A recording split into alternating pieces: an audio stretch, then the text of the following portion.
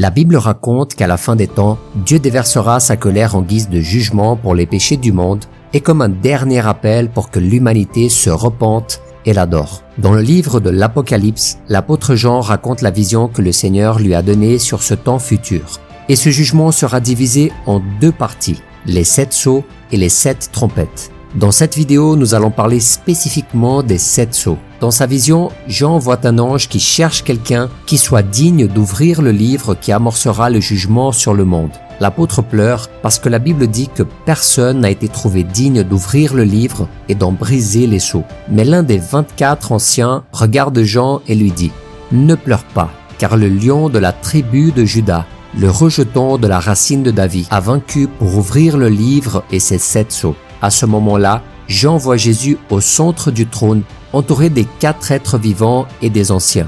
L'agneau prend alors ce parchemin, car lui seul est digne de l'ouvrir. Alors ceux qui l'entouraient tombèrent à terre et l'adorèrent. Le Christ a ensuite commencé à briser sceau par sceau, révélant son jugement sur la terre. Vous allez découvrir maintenant ce que signifie chacun des 7 sceaux de l'Apocalypse.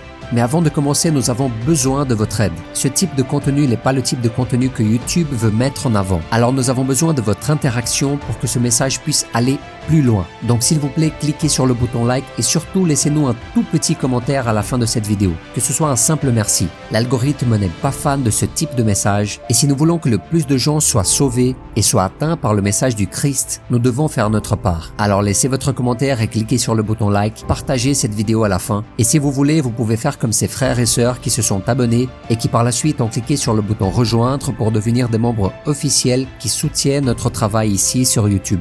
Que Dieu vous bénisse chacun et chacune abondamment. Le premier sceau, la venue de l'Antéchrist. L'apôtre Jean a écrit « Je vis alors l'agneau ouvrir un des 7 sceaux et j'entendis l'un des 4 êtres vivants dire d'une voix de tonnerre « Viens !» Je regardai et je vis apparaître un cheval blanc. Celui qui le montait avait un arc. Une couronne lui fut donnée et il partit en vainqueur pour remporter la victoire. Les 4 premiers sceaux sont connus comme les 4 cavaliers de l'Apocalypse. Et le premier d'entre eux ouvre la porte à la venue de l'Antéchrist dans le monde.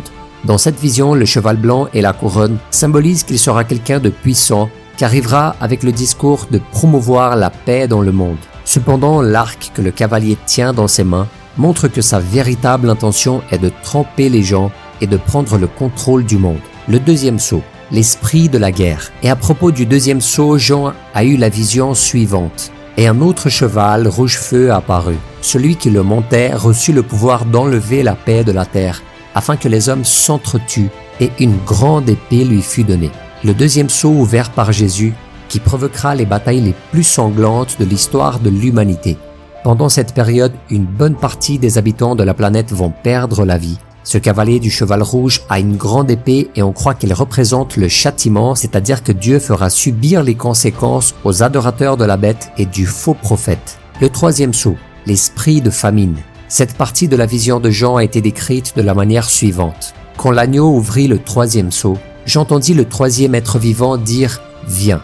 Je regardai et je vis apparaître un cheval noir. Celui qui le montait tenait une balance à la main. Et j'entendis comme une voix dire au milieu des 4 êtres vivants, une mesure de blé pour 1 pièce d'argent et 3 mesures d'orge pour 1 pièce d'argent, mais ne touche pas à l'huile et au vin. Dans la culture juive, la couleur noire symbolise la complainte, l'affliction et la faim. Et c'est exactement ce que le cavalier au cheval noir apportera au monde lorsque Jésus ouvrira le troisième sceau. Remarquez qu'il porte une balance à la main.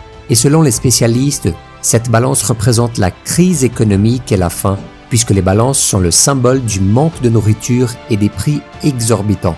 Cela signifie que les gens devront travailler très dur pour acheter un tout petit peu de nourriture. Pour vous donner une idée, un denier était le salaire moyen pour une journée de travail, ce qui signifie que les gens dépenseront presque tous leurs revenus pour obtenir une petite quantité d'aliments.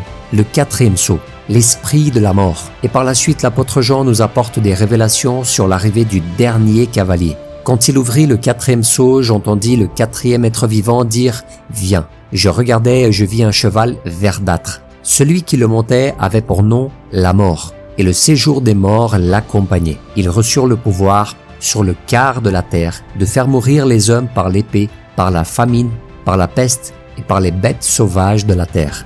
L'ouverture du 4e sceau permettra à l'esprit de la mort de mettre fin à la vie d'un quart de la population de la terre. Et malheureusement, une grande partie de ces personnes seront directement emmenées en enfer. Elles mourront à cause de la guerre, de la famine et des maladies causées par l'ouverture des sceaux précédents, ainsi que par l'attaque des animaux sauvages qui, en raison du manque de nourriture, vont dévorer les êtres humains. Le 5e sceau, le désir de justice. En voyant Jésus ouvrir le 5e sceau, Jean a écrit les mots suivants. Quand il ouvrit le 5e sceau, je vis sous l'autel l'âme de ceux qui avaient été mis à mort à cause de la parole de Dieu et à cause du témoignage qu'ils avaient rendu. Ils crièrent d'une voix forte. Jusqu'à quand, Maître saint et véritable, tarderas-tu à faire justice et à venger notre sang sur les habitants de la terre? Une robe blanche fut donnée à chacun d'entre eux.